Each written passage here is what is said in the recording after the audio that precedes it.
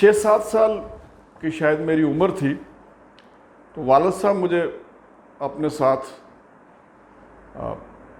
ہندوستان کا مجھے نہیں پتہ کون سا شہر ہے، بہرحال واگا بارڈر سے ہم ایک جو وہاں سے گزرنے کے بعد بیٹھے ہو کسی شہر میں مجھے لے گئے. تو میں اتنا چھوٹا تھا کہ شہر کا نام میں یاد نہیں رکھ سکا. تو اس شہر میں یعنی ایک بڑے سے سٹور میں کچھ چیز انہوں نے لینی تھی. تو میری دلچسپی یہ تھی کہ میں نے کیا لینا ہے، میں چیزیں دیکھتا تھا، غور کر کے چیزیں دیکھتا تھا. تو میں نے ابا سے کہا کہ ابا آپ آہستہ آہستہ میں چیزیں دیکھتا ہوں اس میں. تو وہاں میں نے دیکھا کہ بہت سارے بت جو ہیں یعنی بت بنے ہوئے تھے، اور بھگوان رام اس طرح کرشنا نام کے، اور پھر ساتھ ان کی چٹیں لگی ہوئی تھی، قیمت بھی لکھی ہوئی تھی. تو میں نے ابا سے پوچھا کہ ابا کیا خدا بھی بکتا ہے؟ ابا نے غصے سے کہا خدا تو نہیں بکتا، تو ضرور بکتا ہے. تو میں ابا آج میں سوچتا ہوں کہ یہ تو کوئی شعر ہو گیا کہ میں نے بکتا کی بات کی اور ابا نے صرف زبر لگا کے بکتا کہہ دیا. خیر، تو یہ دیکھتے دیکھتے یعنی وہ مختلف شیلفوں میں، تو ایک جگہ میں نے یہ دیکھا کہ یعنی ایک بتوں کا ایک سیکشن ایسا تھا کہ جس سیکشن میں انسانی جو سیکس آرگن ہیں، سیکس آرگن کی بت بنے ہوئے تھے، پلاسٹک کے شاید مٹی کے بھی بنے ہوئے تھے، بہت خوبصورت رنگ ان کے اوپر کیے گئے تھے. سیکس آرگن کے وہ بنے ہوئے تھے، ان کے قیمتیں بھی لکھی ہوئی تھی، اور وہ کو بلکہ لنگ دیوتا اس طرح کا کوئی لفظ لکھا ہوا تھا یا کچھ اور، یعنی دونوں طرف کے اعضاء بنائے ہوئے. تو میں نے اب بس کہا ابا یہ کیا ہے؟ ابا نے جلدی سے میرا بازو کھینچ کے آگے لے کے چل فضول باتیں مت کر. آگے کچھ بدھا کے ماڈل بھی تھے. تو بہرحال بہت عرصہ گزر گیا تو میں کوئی باقی بت تو مجھے یاد نہیں رہے. اس پہ میں سوچتا رہا کہ یعنی باقی چلو بتوں کی پوجا کا کوئی ریزن ہو سکتا ہے کہ کسی کو بڑی شخصیت ہے اس کا بت بنایا ہوا ہے، جس طرح ہم نے بعد میں تاریخ کی کتابوں میں پڑھا کہ یہاں کے جب محمد بن قاسم نے سندھ کو فتح کیا تھا تو اس نے سندھ کے لوگوں سے اتنا اچھا سلوک کیا کہ جو مسلمان نہیں ہوئے تو انہوں نے محمد بن قاسم کے بھی بت بنا لیا، اس کی پوجا کرتے رہے. تو اس طرح چلو کسی شخصیت کا بت ہے وہ تو، لیکن انسانی جنسی آرگن کا بت، اس کا کیا معنی؟ یہ میں بڑی حیرت میں، کافی عرصہ حیرت میں. لیکن آج میں جدھر بھی دیکھتا ہوں، یعنی آج میں وہ عجب مرحلہ عمر ہے یارب، جو اس کی حفیظ جالندھری کا شعر ہے کہ عجب مرحلہ عمر ہے یارب، ہر بری بات نظر آتی ہے.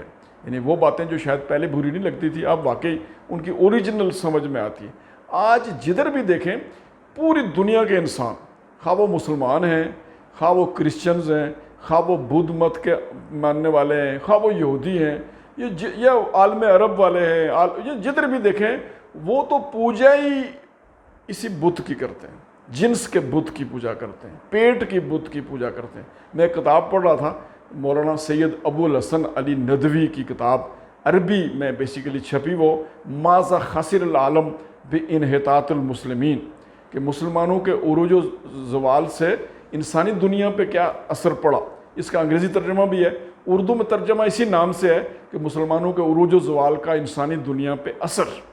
تو اس میں بالکل ابتدائی چیپٹر میں وہ کہتے ہیں کہ آج کے مسلمانوں کا نہیں، آج کی پوری دنیا کے انسانوں کا ایک ہی کلمہ ہے. دنیا کے انسانوں کا ایک ہی کلمہ ہے، اور وہ کلمہ کیا ہے؟ لا الہ الا البطن والمیدہ، یعنی پیٹ اور نفس کے علاوہ اور کوئی الہ نہیں ہے. پوری انسانیت اس نفس کے بت کے سامنے جھکی ہوئی ہے. آج جدھر دیکھیں فیشن انڈسٹری ہے تو وہ جناب جنس کے گرد گھومتی ہے، فلم انڈسٹری ہے تو وہ جنس کے گرد گھومتی ہے، ڈرامے ہیں تو وہ جنس کے گرد گھومتے ہیں. ہمارے اور چھوڑیں، کاریں بیچنے کے لیے بھی خوبصورت خواتین وہاں ان کے ساتھ کھڑی ہونے بہت ضروری ہیں. کاریں چھوڑیں، بسوں میں مسافروں کو سفر کے لیے اٹریکٹ کرنے کے لیے خوبصورت لڑکیاں جو ہیں وہ بطور کلینر اور بطور جو ہے وہ ہیلپر اور بطور خدمتگار وہاں بھرتی کی جاتی ہیں. جہازوں میں تو خیر یہ عام بات ہے کہ ایئر ہوسٹس دنیا کی خوبصورت ترین لڑکیاں اکٹھی کر کے وہاں ان کو، یہ ہے کیا کہ یہ تو اسی بت کے پوجا، سب اسی بت کے پجاری ہیں کہ یہ جو جنس کا بت ہے اسی بت کے پجاری ہیں، اور یہ بہت بڑا خطرناک بت ہے، اور اسی پہ پوری دنیا کا اتفاق ہے. اور شیطان کے بڑی سہولت ہے اس پہ کہ ساری دنیا کے انسانوں کو اس نے اتحاد اور کا درس دیا اور وہ جنس کے بت کے گرد اس کے پجاری بنا دیا۔ تو آج جائزہ اس بات کے لینے کی ہے، ہم بھی ان لوگوں میں شامل نہیں ہیں جو صرف اسی بت کے پجاری ہیں۔ تو ایک پروگرام ہم کہتے ہیں نا جی، ہمارا مسلمان ہونے کا ٹیسٹ کیس کیا ہوتا ہے؟ ایک اچھا پروگرام، ڈاکٹر اسرار کا پروگرام، ڈاکٹر کسی بڑے اسکالر کا پروگرام جب نشر ہوتا ہے تو اس کو دیکھیں، اس کو دیکھنے والوں کی تعداد دیکھیں تو چند ہزار، کئی سال بعد جو 10,000 20,000 دیکھنے والے ہوتے ہیں۔ لیکن ایک ننگی ٹانگوں اور ایک ننگی خاتون جو ہے ناچتے ہوئے، اس نے چند گانے کے بول گا لیے ہوں، 1 گھنٹے کے اندر 10 ملین 20 ملین، تو یہ پجاری ہیں اور یہ اپنی بت کی پوجا کرنے والے ہیں۔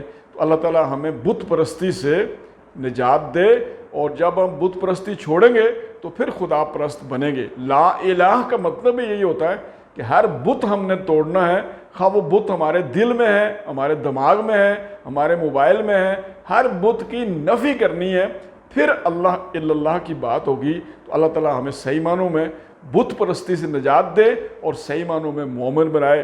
وما علینا الا البلاغ۔